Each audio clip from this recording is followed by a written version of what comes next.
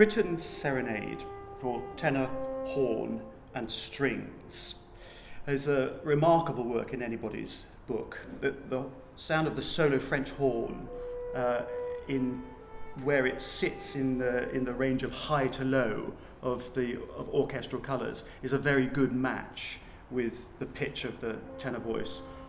The structure of the piece is very interesting. Well, that sounds quite dry and academic, but it's quite simple to follow and rather beautiful. Of course, the piece is called Serenade, and all of the poems that are involved by the great poets from the English canon, Tennyson, Blake, Ben Jonson, Keats, for example. The poetry is all to do with the evening and the passing of night. The descriptive qualities of the serenade are quite extraordinary, really. And Britten is known for his skill in his cleverness.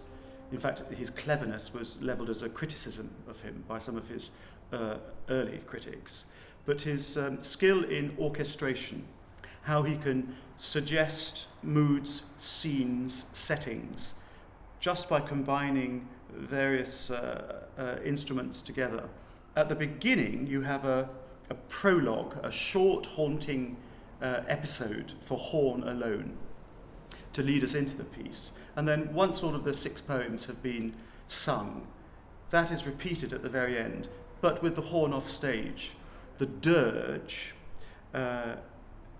is set as a terrifying funeral march, if you like. It starts incredibly quietly and from a long, long way away. This repetitive theme, boom, boom, boom, boom, very threatening, but at a safe distance. And during the course, it just repeats itself, and the horn has a magnificent, triumphant solo in the middle of it, and the tenor repeats a simple dirge-like folk song, a warning about what you've done in life, and if you've done good things in life, then the fires of hell won't burn you, but if you haven't, then you can expect purgatory. And so this march appears and is deafening right in the middle, and then it gradually decreases in volume as if it has passed by. And that is a genius stroke of composition, that the warning is this band of dark creatures coming for me? Well, not today.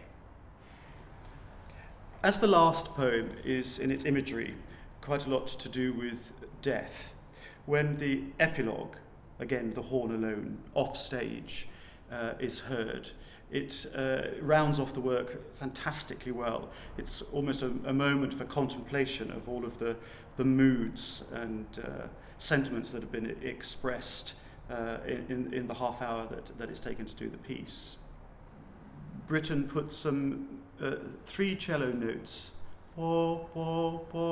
muted, and in the middle of the orchestral texture, quite isolated, so you hear it as something that's not quite in the melodic line of what's happening, and it instantly suggests the ghost of the horn. And things like that are absolutely brilliant, and it occurs throughout the piece. I started performing it very early in my singing time, and so I've been doing it nearly 30 years. And I dread to think what it sounded like when I started, because one feels one knows so much more later on. I'm sure it was okay, but maybe not the whole story. Who knows how much of the story I've got at my disposal now. But the great advantage of keeping something live and fresh is the constant exposure to different colleagues. Who's playing the horn, who's conducting, who's singing, and the combinations and the changing combinations of those 3, and the orchestra, of course, makes a huge difference as to the, let's say, the dialect or the accent of the piece. I mean, it's the tone of voice of it, if you like. So I'm very much looking forward to working here on this, because I haven't done the piece with either the conductor Kirill or with your marvellous horn player. I always find it interesting that when I'm talking to some of my friends who are not musicians, they say, well, what have you got coming up next? And I might say, oh, I'm going to do some Mozart. And they say, oh, how lovely, gosh, I wish I could come to that. Or then I say, oh, and I've got some Benjamin Britten coming up. And just occasionally I see a shadow fall across their faces. They go, oh, not Benjamin Britten.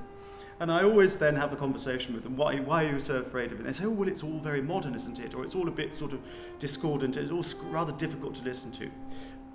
And what I say in reply is I completely understand you, because some of the more serious and intellectual pieces that he wrote can be quite difficult. But I always direct them to the Serenade as a starting point, because it is one of the most beguilingly beautiful pieces.